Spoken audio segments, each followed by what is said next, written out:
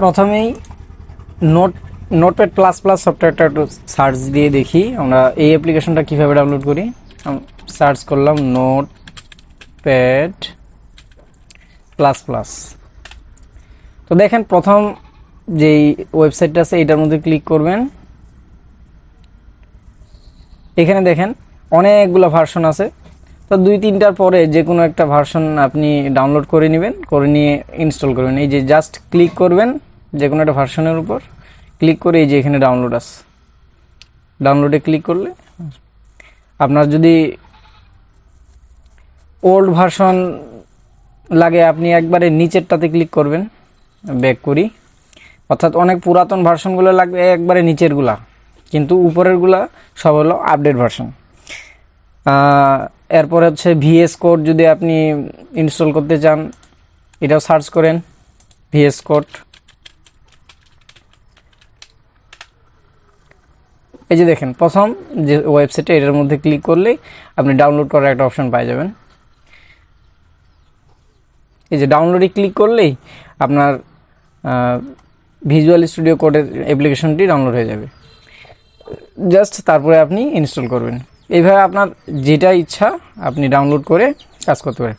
তো চলেন আমরা নোটপ্যাড দিয়ে কিভাবে আমরা নোটপ্যাডটি ওপেন করি পুনরায়, এবং ওর নোটপ্যাড থেকে কিভাবে HTML ফাইল তৈরি করতে হয় আমরা একটু দেখি। তো এখানে সার্চ করি, সার্চ বারে গিয়ে নোটপ্যাড, এই যে নোটপ্যাড আসছে ক্লিক করলাম, এই যে নোটপ্যাড ওপেন হয়ে গেছে। আমরা এইখান থেকে একটা HTML ফাইল ক্রিয়েট করব। কিভাবে করতে হয় দেখেন, প্রথমে ফাইলে ক্লিক করে আমরা নিউ ফাইল নেব।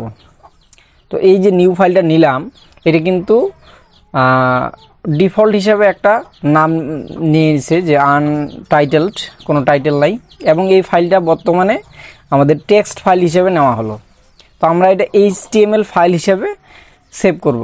তো আমরা যদি এখন আবার এখানে ক্লিক করে সেভ এসে যাই, সেভ করার জন্য আপনাকে এখানে ডেস্টিনেশন দেখাই দিতে হবে আপনি কোথায় সেভ করবেন, অর্থাৎ আপনার যে HTML ফাইলটা আপনি কোথায় সেভ করবেন। তো সাপোজ আমি ডেস্কটপে কোনো একটা ফোল্ডারের মধ্যে আমি এটা ক্রিয়েট করব। সাপোজ একটা ফোল্ডার আমি ডেস্কটপের মধ্যে ক্রিয়েট করি, নিউ ফোল্ডার। তো এখানে লিখলাম টেস্ট। তো এই ফোল্ডারটি ওপেন করি, এইখানে আমি আমার HTML ফাইলটি সেভ করব। তো এইখানে আপনার HTML ফাইলটার নাম দিবেন, আমি দিলাম ইন্ডেক্স। এই ইন্ডেক্স দেওয়ার পর অবশ্যই আপনাকে এই HTML ফাইলের যে এক্সটেনশন সেটা দিতে হবে, যে .html। যেমন আমরা যে কোনো পিকচারের এক্সটেনশন সম্বন্ধে জানি, যেমন .png আছে, .jpg, ঠিক এই ফাইলটারও এক্সটেনশন হচ্ছে HTML। এবং এখানে খুবই গুরুত্বপূর্ণ যে পার্টটা, যে টেক্সট ডকুমেন্ট কিন্তু এটা সিলেক্ট করা আছে নিচে দেখেন, এইটার মধ্যে ক্লিক করে আপনি অল ফাইলে ক্লিক করে দিবেন, দেন সেভ দিবেন। আমাদের HTML ফাইলটা কিন্তু সেভ হয়ে আছে। এই যে উপরে এখন টাইটেলটা দেখেন index.html, এটা বর্তমানে আমাদের ফাইলটার নাম। তো আমরা এখানে আমাদের সিনট্যাক্স যদি এখানে বসাই এবং তার মধ্যে বিভিন্ন কন্টেন্ট ক্রিয়েট করি, সেটা আমরা সেই ওয়েবসাইটের মাধ্যমে দেখতে পাবো। তো দেখেন আমাদের সিনট্যাক্সটা কি আমরা দেখলাম। আমাদের সিনট্যাক্স হচ্ছে প্রথমেই HTML শুরু এবং HTML শেষ, তারপরে হেড, তারপর বডি। আমরা তৈরি করি যে প্রথমেই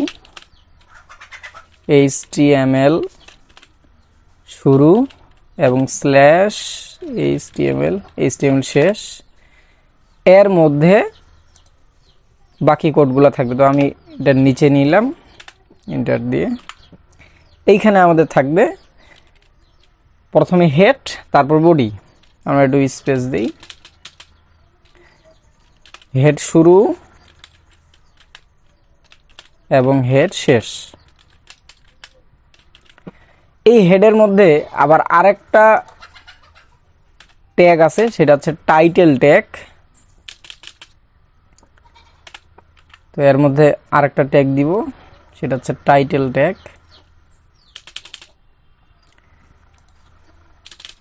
তো টাইটেল ট্যাগ শুরু এবং টাইটেল ট্যাগ শেষ। এই টাইটেলের মধ্যে আমি যাই লিখব সেটা আমাদের ওয়েবসাইটের শিরোনাম হিসেবে প্রদর্শন করবে। আমি যদি লিখি দিস ইজ মাই সাইট, তো এইটা আমাদের ওয়েবসাইটে এই শিরোনামটা প্রদর্শন করবে। তো এই গেল আমাদের হেডের পার্ট। এরপর হেডের পর আসে বডি। তো এখানে বডির স্টার্টিং ট্যাগ এবং এন্ডিং ট্যাগ আছে। তাহলে বডি শুরু এবং বডি শেষ। এই বডির মধ্যে আবার আমাদের সকল কন্টেন্ট থাকবে। এইখানে আমরা যা লিখব সেটাই আমাদের ওয়েব পেজে কন্টেন্ট হিসেবে প্রদর্শন করবে। তো আমরা ফাইলটা যদি সেভ দিই, সেভ দিলাম। এবার দেখেন এই ফাইলটা আমরা ওপেন করি। আমরা ডেস্কটপের মধ্যে যাই, কোন ফোল্ডার ক্রিয়েট করছিলাম, টেস্টের মধ্যে এই যে আমাদের HTML ফাইল। তো দেখেন আমরা যে HTML ফাইল ক্রিয়েট করছি এখানে index.html কিন্তু প্রদর্শন করতেছে। আপনাদের যদি এক্সটেনশন প্রদর্শন না করে আপনারা এখানে ভিউতে যায় অবশ্যই এই ফাইল নেম এক্সটেনশন এটাতে ক্লিক করবেন। এটা চেকমার্ক না দেওয়া থাকলে তাহলে কিন্তু এই যে দেখেন এক্সটেনশন প্রদর্শন করবে না। আমরা ভিউতে যায় ফাইল নেম এক্সটেনশনে ক্লিক করলেই এই এক্সটেনশন প্রদর্শন করবে। তো দেখেন এটা আমরা জানি গত পর্বে আলোচনা করেছি যে HTML ফাইল ডিরেক্টলি কিন্তু ওপেন করা যায় না, এটাকে অবশ্যই একটা ব্রাউজারের মাধ্যমে ওপেন করতে হয়, যেহেতু এটা ওয়েব কন্টেন্ট। তো এটাতে ক্লিক করে রাইট ক্লিক করলে ওপেন উইথে যাবেন। এরপর আপনি যে কোনো একটা ব্রাউজার সিলেক্ট করবেন। আমি ক্রোম ব্রাউজার সিলেক্ট করি। এই যে আমাদের ওয়েব পেজ কিন্তু ওপেন হয়ে গেছে। আমাদের এখানে কিছু দেখাচ্ছে না কারণ আমাদের কন্টেন্ট আমরা দেই নেই, কিন্তু ওয়েবসাইটের শিরোনাম কিন্তু দেখেন এই যে দিস ইজ মাই সাইট, আমরা যে টাইটেল দিয়েছিলাম সেটা শিরোনাম হিসেবে দেখাচ্ছে। তো আমরা একটা যে কোনো কন্টেন্ট দেই, আমাদের বডির মধ্যে আমরা যে কোনো একটা কন্টেন্ট দেই। মনে করেন আমি একটা লেখা দিলাম যে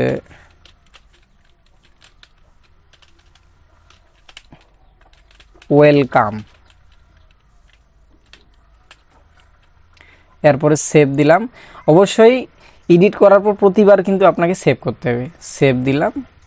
এবার আপনি যদি একবার সাইটটি ওপেন করেই ফেলেছেন ব্রাউজারের মাধ্যমে, জাস্ট ওখানে যাই রিলোড দিলেই কিন্তু আপনার এডিট করা অপশনটা আপনি ইয়াটা দেখতে পাবেন, অর্থাৎ কন্টেন্টটা নতুন কন্টেন্ট আপনি দেখতে পাবেন। জাস্ট রিলোড, এই যে দেখেন ওয়েলকাম। তো এখানে যে ওয়েলকাম লেখাটা লিখলাম এটা মূলত র্যান্ডমলি জাস্ট একটা লেখা লিখলাম। তো এটা হচ্ছে প্যারাগ্রাফ ট্যাগ হিসেবে প্রদর্শন করলো, কিন্তু প্যারাগ্রাফ ট্যাগ এবং আমরা যে হেডিং ট্যাগ লিখি অথবা পিকচার লিখি প্রতিটার জন্য আলাদা আলাদা কোড রয়েছে, যেগুলো নিয়ে আমরা আলোচনা করব। তো যে কোনো লেখার জন্য অবশ্যই আমরা সাধারণ লেখার জন্য আমরা প্যারাগ্রাফ ট্যাগ ইউজ করব। তো এরপরে দেখি আসলে কি কি ট্যাগ আমাদের জানা প্রয়োজন। শুরুতে আমাদের এই কয়েকটা ইম্পর্টেন্ট ট্যাগ নিয়ে আমাদের খুবই জানা প্রয়োজন, যেমন heading tag, paragraph tag, image tag. আমরা হেডিংটা আগে দেখি যে হেডিং ট্যাগ কিন্তু অর্থাৎ যে কোনো কন্টেন্টের যে আমরা হেডিং দেই সেই হেডিং ট্যাগ। তো হেডিং ট্যাগ মূলত 6 প্রকারের আছে, H1, H2, H3 ভেবে H6 পর্যন্ত। H1 সব থেকে বড় এবং H6 হচ্ছে ক্রমান্বয়ে ছোট হতে হতে এটা সব থেকে ছোট আর কি। তো প্রতিটা ট্যাগের দেখেন H1 ট্যাগের জন্য ওই যে স্টার্টিং ট্যাগ এবং এন্ডিং ট্যাগ আছে, অর্থাৎ প্রতিটা ট্যাগেরই আপনি 2টা করে ট্যাগ পাবেন। এই ট্যাগের মাঝখানে আপনি আপনার কন্টেন্ট লেখাটি দিবেন। তো আমরা দেখি, আমরা H1 ট্যাগটা প্রথমেই নেই, এটা মুছে দিলাম। H1 starting and H1 ending। তো এর মাঝখানে আমি লিখলাম দিস ইজ হেডিং 1। তারপর যদি সেভ দিয়ে আমরা দেখি, সেভ দিলাম এবং আবার রিলোড করি, এই যে রিলোড, এই যে দেখেন আমাদের কন্টেন্টটি চলে এসেছে, এটা হেডিং 1। তো হেডিং 1 কিন্তু এরকম আমাদের বড় আকারের একটা লেখা প্রদর্শন করবে। হেডিং 2টা নিয়ে দেখি, আমরা এটা কপি করতে পারি, কপি করে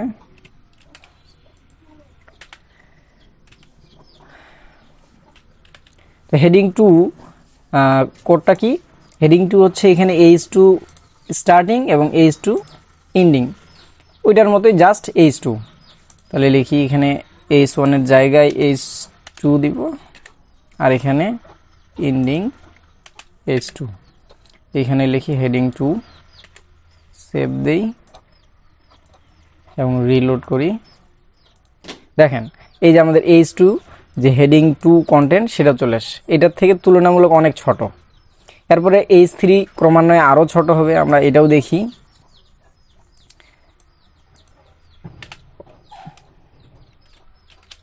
এখানে H3 বসাবো এবং এন্ডিং ট্যাগ এখানেও H3,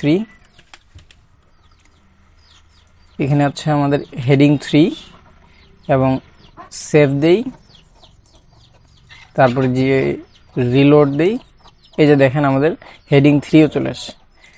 তো ক্রমান্বয়ে আমি সবগুলাই লিখে দেখাচ্ছি। এরপরে হচ্ছে আমাদের হেডিং 4,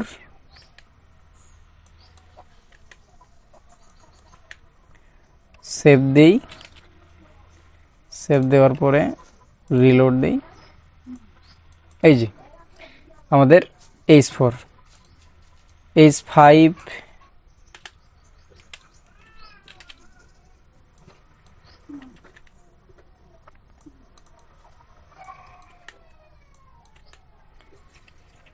কন্ট্রোল এস দিয়ে আপনারা সেভ করবেন শর্টকাট, রিলোড দেই, এই যে দেখেন H5, তেমনিভাবে H6,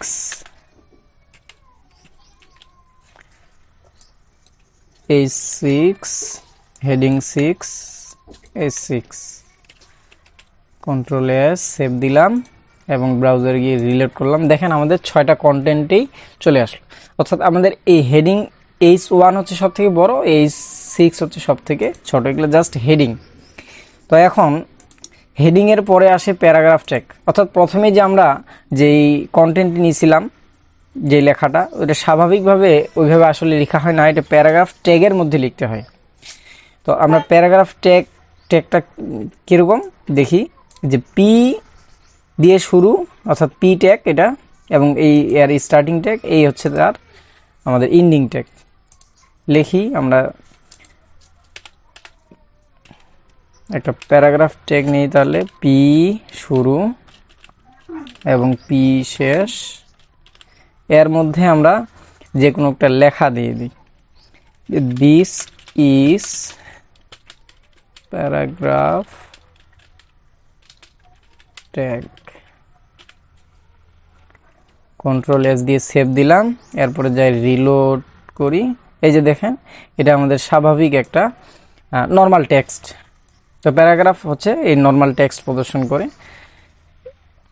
এরপরে ইমেজ ট্যাগ, ইমেজ ট্যাগ হচ্ছে আমাদের নর্মালি এর কোনো এন্ডিং ট্যাগ থাকে না, এটাকে এমটি ট্যাগ বলা হয়। তো এই ইমেজ ট্যাগ একটাই, যে আমাদের অ্যাঙ্গেল ব্র্যাকেট শুরু এবং অ্যাঙ্গেল ব্র্যাকেট শেষ, এর মাঝখানে আমাদের এগুলা থাকবে। ইমেজ দিয়ে ইমেজ ট্যাগটার পর এর মাঝখানে কিন্তু একটা অ্যাট্রিবিউট থাকে, এই যে SRC, অর্থাৎ এটা হচ্ছে সোর্স, ইমেজের যে সোর্স, আমাদের ইমেজের নামটা এখানে বসাইতে হবে, এই যে সোর্স SRC দিয়ে সমান দিয়ে তারপরে ডাবল কোটেশনের মধ্যে আমাদের ইমেজের নামটা এক্সটেনশন সহ বসাতে হবে, এটাই হচ্ছে আমাদের ইমেজ সোর্স। তো এটা হচ্ছে অ্যাট্রিবিউট, আর এই সমান সমানের পরে ডাবল কোটেশনের মধ্যে যেটা বসানো হয় এটার নাম হচ্ছে ভ্যালু। তো এই অ্যাট্রিবিউট আর ভ্যালু সম্বন্ধে আরও আলোচনা করব। যেমন এই যে অল্টার টেক্সট, এই অল্টার টেক্সট, এই ALT, এটা হচ্ছে অল্টার, অর্থাৎ অল্টারনেটিভলি আপনাকে একটা লেখা প্রদর্শন করবে যদি ইমেজের কোনো এরর থাকে বা ইমেজ প্রদর্শন না করতে পারে, তবে এই অল্টার ট্যাগ দিয়ে এখানে এই অল্টার অ্যাট্রিবিউট দিয়ে এখানে আপনি ভ্যালু যেই লেখাটাই দিবেন সেই লেখাটা প্রদর্শন করবে যদি কোনো কারণে আপনার ইমেজটা প্রদর্শন না হয় অথবা কোনো সমস্যা থাকে। তো দেখি আমরা একটা ইমেজ নেই, মনে করেন একটা ট্যাগ নিলাম, ইমেজ ট্যাগ, অ্যাঙ্গেল ব্র্যাকেট শুরু IMG, এটা হচ্ছে ইমেজ ট্যাগ। আমি স্পেস দিব একটা, ইমেজ ট্যাগের মধ্যে স্পেস দিয়ে আমরা এখন সোর্স দিব SRC সোর্স। তো এই সোর্স লেখার নিয়ম একটা ইকুয়াল দিব, তারপর ডাবল কোটেশন দিব এবং এর মাঝখানে আমরা ইমেজের যে নাম সেটা দিব। আমরা একটা ইমেজের নাম দিই যে মাই পিক ডট JPG, আমরা JPG একটা ইমেজের নাম দিলাম। এরপরে আবারও স্পেস দিয়ে আমরা অল্টার অ্যাট্রিবিউট দিয়ে একটা লেখা দেই, ALT ইকুয়াল ডাবল কোটেশন, এখানে দিলাম ইমেজ এরর, ইমেজ এরর, এবং আমরা অ্যাঙ্গেল ব্র্যাকেট দিয়ে শেষ করলাম, Ctrl+S সেভ দিলাম। আমরা এখন যদি দেখি রিলোড দিয়ে সার্চ করলাম, দেখেন ইমেজ এরর লেখাটা প্রদর্শন করলো, অর্থাৎ অল্টারনেটিভ যে লেখা সেটা আমাদের এখানে প্রদর্শন করলো। কেন? কারণ আমি যে এখানে ইমেজটা নিলাম, ইমেজের সোর্স দিলাম, আমি এখানে এই ইমেজের সোর্স দিলাম মানে হচ্ছে এই HTML ফাইলটা আমার যে ফোল্ডারে আছে, আমাদের যে টেক্সট ফোল্ডারে আছে, এই টেক্সট ফোল্ডারে আমাদের ইমেজটা খুঁজে পাচ্ছে না, তাই আমাদের ইমেজ এরর দেখাচ্ছে। অর্থাৎ আমার তো এখানে ইমেজটাই নাই, জাস্ট একটা ইমেজের নাম দিলাম কিন্তু ইমেজটা খুঁজে পাচ্ছে না। এই জন্য আমাদের কোনো এরর হলে যে লেখা প্রদর্শন করার জন্য আমরা যেই টেক্সট দিয়েছিলাম সেটা প্রদর্শন করে দিচ্ছে, এই যে ইমেজ এরর। তো আমরা এই নামে একটা ইমেজ এখানে আনি, দেখি আসলে কি প্রদর্শন করতেছে কিনা। মাই পিক ডট JPG নামে একটা ইমেজ নিয়ে আসি। তো আমরা একটা ইমেজ আনি, টেক্সট ফোল্ডার, এর মধ্যে পেস্ট করে দেই এবং এখানে অবশ্যই এই ইমেজটার নামটা আমাকে দিতে হবে। এইখানে যে নাম দিয়েছি এই ইমেজটাকে প্রদর্শন করার জন্য আমাদের ইমেজের নাম এই যে মাই পিক ডট JPG, অথবা এই ইমেজটার যে নাম, অর্থাৎ রাইট ক্লিক করে রিনেম যদি করেন তাহলে এই যে এখানকার যে নাম এটা আপনি পুরাটাই এখানে কপি করে Ctrl+C দিয়ে কপি করে আপনি এখানে বসাই দিলে কিন্তু এই ইমেজটা প্রদর্শন করবে। অর্থাৎ আমি এই মাই পিক ডট JPGর জায়গায় আমি এবার ওই নামটা বসাই, কপি পেস্ট করলাম, সেভ দিলাম Ctrl+S দিয়ে। এরপরে যদি রিলোড দেই, দেখেন আমাদের ওই ইমেজটা কিন্তু প্রদর্শন করলো। যদি আমাদের ইমেজের নামটার মধ্যে কোনো একটা কিছু বাদ দিয়ে দিই, সাপোজ আমি এখানে এই যে এই একটা অক্ষর বাদ দিয়ে দিলাম, সেভ দিয়ে দিলাম, এইবার রিলোড করি, তাহলে দেখেন আবার ইমেজ এরর দেখা, কারণ আপনি যে ইমেজ নামটা দিয়েছেন এখানে যে সোর্স দিয়েছেন সেটা এখানে খুঁজে পাচ্ছে না, ফলে সেটা দেখাচ্ছে না। আবার সেটা দিয়ে সেভ দেই, এই যে দেখেন সেটা কিন্তু প্রদর্শন করছে। তো মূলত এইভাবে আসলে আমাদের এই যে হেডিং, তারপরে যে কোনো নর্মাল টেক্সট, তারপরে একটা ইমেজ, এই আরও নানান কন্টেন্ট প্রদর্শন করার জন্য নানান ধরনের কোড কিন্তু রয়েছে। আমরা ধীরে ধীরে সবগুলা নিয়ে আলোচনা করব। তো আজকের পর্বে আমাদের মূলত এই HTML এর পরিচিতি আলোচনা ছিল। তো আপনারা যারা আমাদের আগের ভিডিওটা দেখেননি অবশ্যই আগের ভিডিওটা দেখে নেবেন, কারণ আগের ভিডিওতে আমরা আলোচনা করেছি যে ওয়েবসাইট কি, ওয়েব ডিজাইন কি। আর ওয়েবসাইট সম্বন্ধে যদি আপনি আপনার ধারণা না থাকে তাহলে আপনি কিভাবে একটা ওয়েব পেজ তৈরি করবেন, আপনার মাথায় তো ঠিক সেই কনসেপ্টটা ক্লিয়ার থাকতে হবে। এজন্য আমি সাজেস্ট করব যে আমাদের আগের ভিডিওটা দেখবেন।